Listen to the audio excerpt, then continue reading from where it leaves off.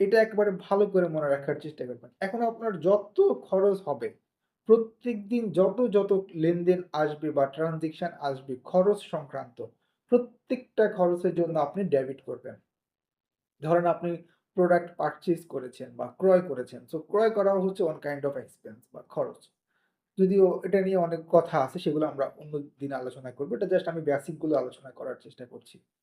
তো এই ক্ষেত্রে যদি আপনার খরচ হয়, ডেবিট হবে। আপনি বাড়ি ভাড়া দিলেন, তাহলে একটা খরচ হচ্ছে, ডেবিট হবে।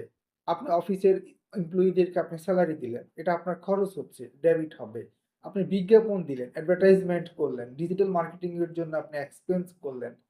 যত ধরনের আপনি আ এন্টারটেইনমেন্ট এর জন্য খরচ করলেন, ইভনিং টিফিনের জন্য অফিসে ছোট খরচ যেগুলা হয় যে ইভনিং টিফিন, যেগুলো আমরা আবার প্রিটি ক্যাশ থেকে ব্যবহার করে থাকি।